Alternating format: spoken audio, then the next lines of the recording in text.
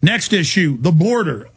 Guaranteed, if the governor said, we want military veterans, volunteers to go through a quick training course to go down and protect the border. Now when we get shot at, the troops are told to run. They put a few thousand guard on the whole border. They're not even allowed to interdict drugs or anything. What would you do about our border? We've got to secure that border. Every one of us wants legal immigration coming through the legal ports of entry. Important for trade, important for the economy, important for labor. Legal immigration.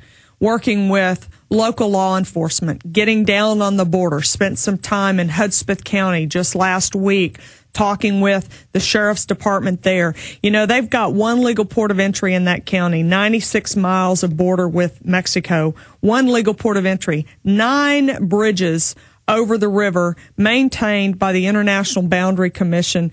The sheriff said almost to ADA standards. You can get a wheelchair across there, but only one of those is the legal port of entry. I said, why haven't we closed them? He said, if I close them, I'll be thrown in jail. I said, what about the great state of Texas? Can Texas not close those? We need to work with that International Boundary Commission. We're not going to have... Yeah, notice how we have an international commission controlling our borders. That's right. That's what the globalists do. They create private commissions to steal our water, our land. Okay, let's talk about this next.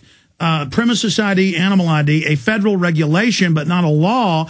But then they do these stunts where the girl that wins for the best heifer at the 4-H club or at the county fair, they then put her in handcuffs, take her off the stage saying, oh, our rule is you've got to have an animal ID, premises ID at your home to be able to show a cow or a pig or some sheep here. There's no law, but the bureaucrats federally are funding the state to harass farmers, ranchers. It was written by big agriculture companies, big poultry producers. They admit to shut down small farms and ranches to force everything onto global big agriculture. What would you do about that as governor with the animal ID and premises ID? Because Texas is the only state in the union to criminally be following the federal edict that's not even a law to enforce this on our farms and ranches. The executive branch has the opportunity and the tools available to it in interposition to say those federal laws outside of the Constitution will not be enforced in this state. Unilaterally will not be enforced. Make the executive do what the executive ought to be doing. There is no law. It ought not be enforced. And where there is federal law like Real ID, it ought to be nullified by the state legislature in Texas. And, Governor, would you, because I know you're a big Ron Paul's supporter, in the Fed, organizer, and just you're the best person, and you really are a great lady, have a wonderful president, a great speaker, very intelligent. I just can't wait for you, if the people rise up, to crush Rick Perry and Kay Bailey Hutchinson and in the primary and to crush the Democrat. I believe this state, if you can win the primary, will not vote for a big government Democrat. The Democrats, people voted for them thinking that they would reverse the tripling of government Bush engaged in. Now Democrats are lower than Republicans in every poll. You are riding in on a wave of resistance to big government. If we can just get you in there, you can win against the Democrats. You can just win in this Republican primary that's coming up. And we're going to give those marching orders in a moment and then go to calls. What would you do on property tax and all these new medical districts and things they're creating? Every 4 or 5 months, a new bureaucrat shows up telling me a new tax I have on this TV/radio/film studio. All these new taxes are being erected on me, like we're Massachusetts or New York State or something, or California. The bureaucracy is just going to seed. What would you do about property taxes and all this big government garbage? We must remember property ownership and gun ownership, essential elements of freedom. Property tax has to go in Texas. Not just for the economic implications there, but because it is the thing that is most critical to preserving freedom. You get rid of property tax in Texas, you raise the revenue that you need to fund the bare essential government services with the sales tax. No property tax in Texas. We need that legislation crafted. I'm beginning to say to people, we need to start writing that legislation today so that it is ready to be introduced in January of 2011. We get it through the session in that first 5 months and we get it done. We get rid of property tax in Texas. Here's another thing we're dealing with. They passed a Senate bill a few sessions ago where school districts can now have, on top of property tax, a school district tax. And I was sitting there with one of my great cousins, call him an uncle, but And I was sitting there with Pat this weekend before we went to a funeral in East Texas. And he sits there on about 40 acres. He lives in a double-wide trailer. It's nice, but he's an Army veteran of 20-something years. He's not rich. And he said, Alex, this new school board tax was $900 last year, but it was closer to $10,000 this year, a 9-fold increase. And he said, what is this? And I didn't even know what it was. I mean, there's so many new taxes, I can't even keep track of it. And luckily, he then worked for the prisons, and then he worked for a few years for the post office, so he's a triple retiree. But other people around there can't even afford their gas to pay all these taxes. He doesn't own his land anymore. He pays a giant rent to the local school board. The local boss hogs are stealing the money in Buffalo and Fairfield.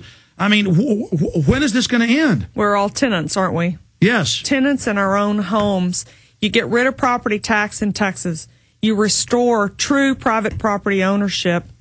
You create economic incentive. You create economic activity. You see a $3 billion increase in net personal income in Texas. You add 125 to 175,000 new jobs just by eliminating the property tax. And they buy more stuff. All the studies show it. And you actually get higher revenue. And government knows when you cut taxes, revenue goes up because people spend more. But they want control of the economy. They don't want a good economy. Well, I want a good economy. I want a free state. I visited with a man recently who immigrated here from Cuba. And I said 3 years ago he left Cuba, had been there 4 generations. I said, if I were to take a picture of you standing on the street in Cuba in a communist dictatorship, take a picture of you standing on the street in Austin, Texas in a constitutional republic, what's the difference between the man in Cuba and the man in Austin? And he said, the man in Cuba has no dreams. Everything was free. Healthcare was free. Education was free. I had no dreams. I could not plan to live somewhere, go somewhere, or work somewhere. I had no dreams. We don't want that in Texas. That's where we're headed. If we do not remember property ownership, gun ownership keeps men free, and stand on those two things without compromise and without surrender, regardless of how many potholes need to be filled, how many new police officers need to be hired, how many new school buildings need to be built, we better remember first that it's about freedom first. Well, we built the state and the country without all these taxes. We had a 10% national growth rate until we got the Federal Reserve. Now it's at about 2%, and things are rotting and falling apart. Government takes our money and then gives us a little bit of it back with strings attached. I want to go to calls and then give marching orders here for folks that want to get involved in the final segment. But I did want to bring up the Austin police chief. The legislature passed a law. They can take blood without warrants now. What you would do as governor? Interpose. Fight against that kind of bad legislation. Veto the legislation. Work with the legislature to get that corrected, and in the meantime, interpose where we could, work with the Texas Attorney General to stop that kind of behavior. We cannot violate those inherent constitutional rights that people have. What about the director of DPS that's going off these federal reports saying Ron Paul supporters are terrorists, in the Fed people are terrorists, gun owners are terrorists, and that Homeland Security is really for veterans? We've got a big problem in Texas. We've got a lot of work to do to re-educate. I've seen some activity. We got Soviet brainwashing in the state police. We do. And I've seen some activity at the grassroots level. People are doing some innovative things. I think it goes back to the county sheriff. We've got to work with county sheriffs to make sure that they understand their constitutional duty to protect the citizens of their county using the U.S. Constitution and the state constitution. Re-educate all of ourselves as to the proper role of a constitutional republic.